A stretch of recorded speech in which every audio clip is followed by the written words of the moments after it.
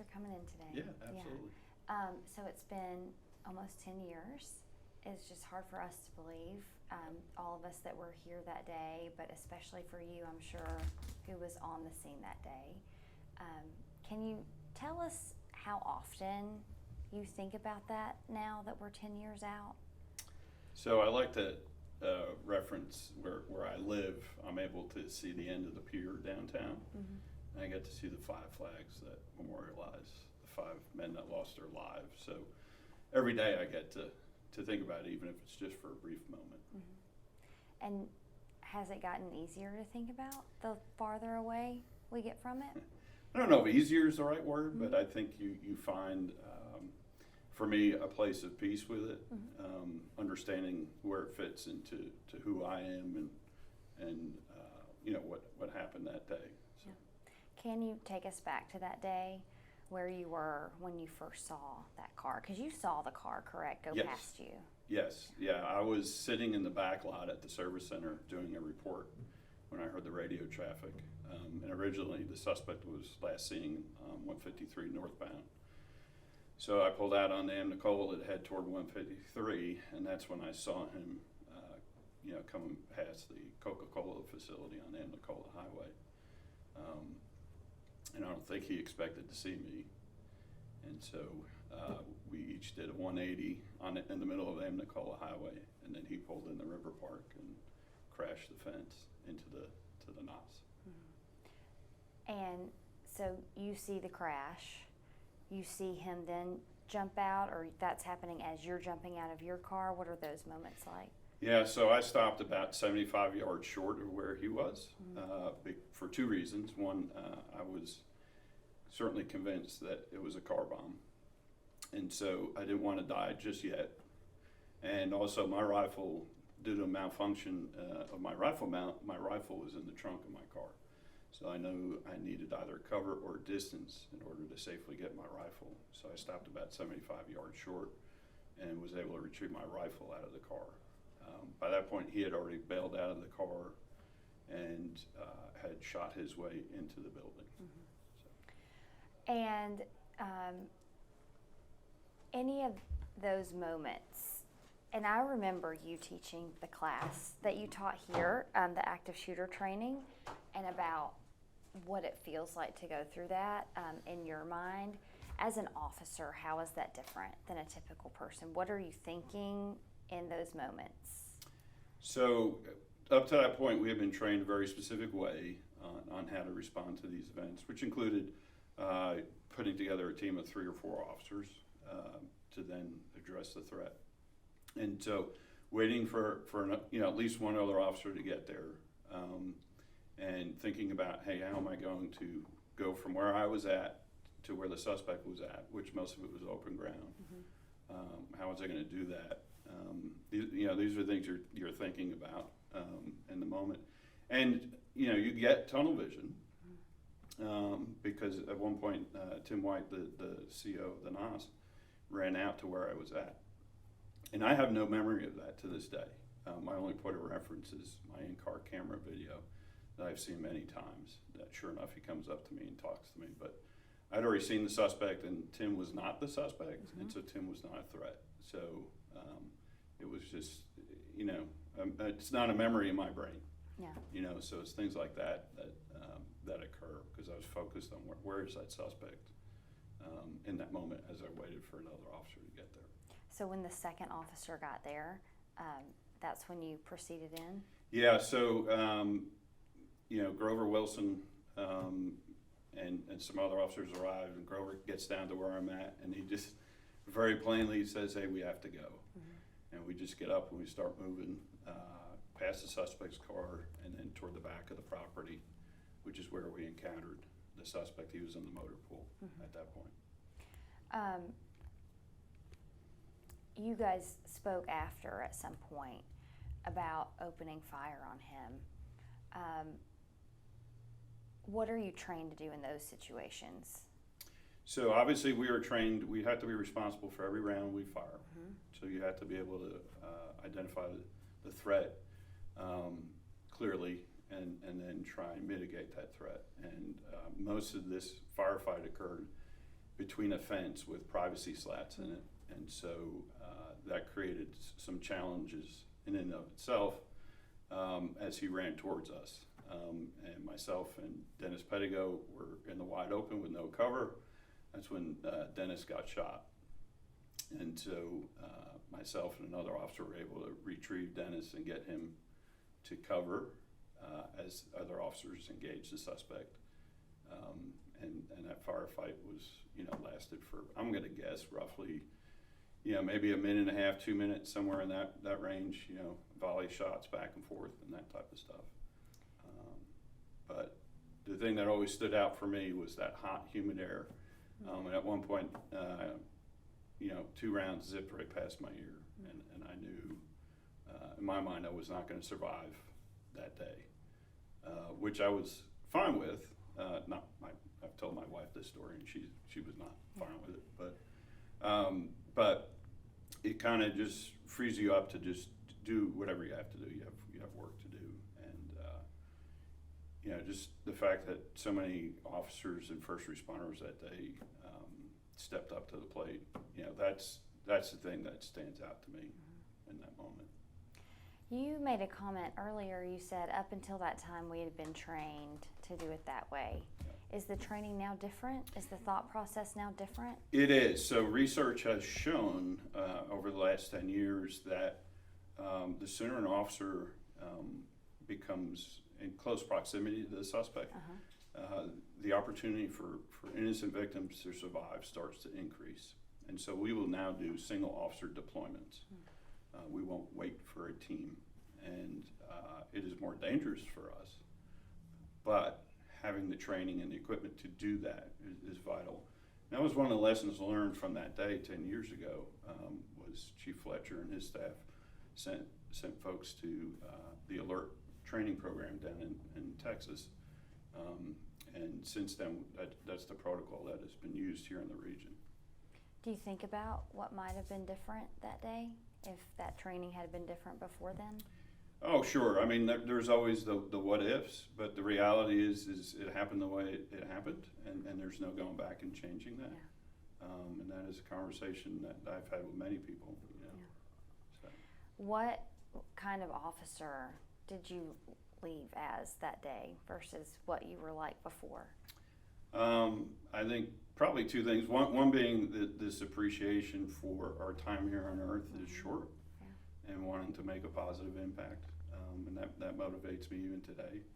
And I would say the other thing is the incredible sense of admiration, not only for the Marines and sailors that day and the things that they did, and some of the heroic things that they did, but also our fellow first responders, our dispatchers, our police, our firefighters, our EMTs. Everybody was ready to step up to the plate and did, and that brought me a sense of peace, just as far as knowing that the type of people that work in our profession here in this region. Mm-hmm. You talked about the training and how that's changed. What do you think Chattanooga learned that day? I think being able to set aside differences, because the response from the community after that day was incredible. Unfortunately, that has worn off over the years, but people were able to bridge divides in the weeks after, and whether it's racial, religious, you name it, political, everybody came together, and that is something that I know Chattanooga can do on a regular basis, and I hope maybe 10 years later we can remind ourselves of that. Mm-hmm. So after that happened, then you started teaching others. Can you tell me about that? Yeah, so I was able to become our Homeland Security Coordinator at the Chattanooga Police Department, so I got to go out in the community, churches, businesses, and teach civilian response to active shooter events, and get to share some of my experiences that day, and trying to help people understand that as much as we don't like to think that it can happen, we have to be prepared, and trying to just impart even just a little bit of information, and if it makes a difference for one person, it's worth it. I can't remember how long ago you came here. It was years. Yeah. But I still remember what you said about breathing and the counting of breathing, and I've used that in my life since, not in an active shooter situation, thank goodness. But have you spoken to people who have been in situations after you've taught a class to them, some kind of violent situation? Yes, I have, and it is, it's kind of, I hate that they went through something, but yes, I mean, because the rules or the skills apply not just in an active shooter situation. And I've had several people share with me that even usually the breathing is the one that really is helpful, because it's just anytime you're under stress, it's a great practice to try and calm your heart rate and everything. And so, it is rewarding from that standpoint. Yeah. And talk about your transition that you've gone through recently, where you are now, and how is it different from what you've done in the past? Yeah, so back last May of 2024, I took over as the chief and ABC for public safety at UTC. It is a community within a community, and here, it's a premier educational institution here in Chattanooga, and I take it very personally. I want to make sure that everybody that visits the campus or attends or works there is kept safe, and so that is kind of my driving force as we work every day on campus. Our goal is to work with our city and county partners and ensure that everybody can maintain their safety while still, it's an open urban campus, and not change the way that we live, but I want folks to know that we're there to assist them in their time of need. What, have any of the people who lost their lives that day of the Fallen Five, are you in touch with any of their family members still? Did you make relationships with them at any point? So Randall Smith's father came down from Wisconsin. Randall survived for about a day and a half. And I got to know his father fairly well. He passed away some years ago from cancer, unfortunately. But it was powerful just to talk with him and learn about his son, and what type of man he was.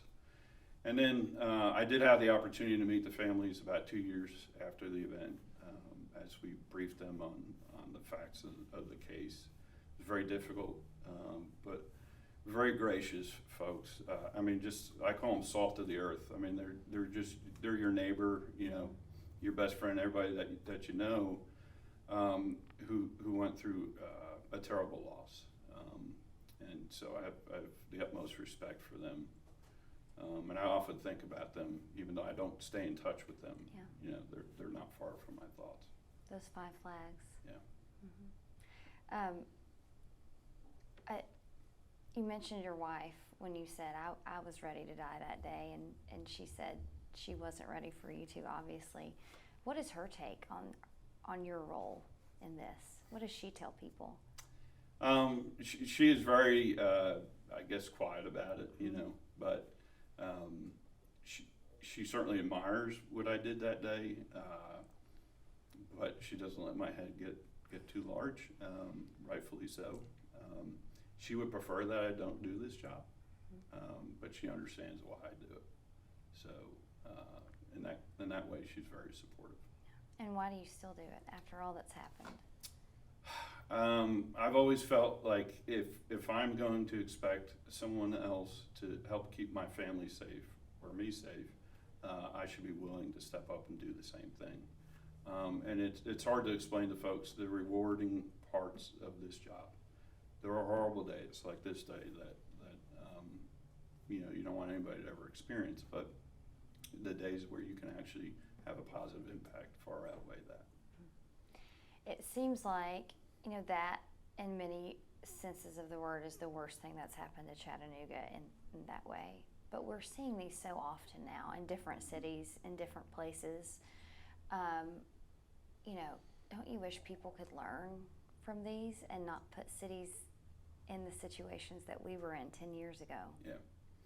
I think some of it's a statement of our society today, right? And I wish our nation could come back to a place where we can agree to have differences, but respectfully. And that could be modeled even on the national level by our national leaders. But I can't control society, and so I'm of the position that we have to always be ready for whatever the next threat or evolution of this type of stuff is. And so we can't bury our head in the sand, you know? Yeah. Okay. Anything else I haven't asked you about? You want to talk about? No. No? I think, Okay. Can you two-shot? Yeah.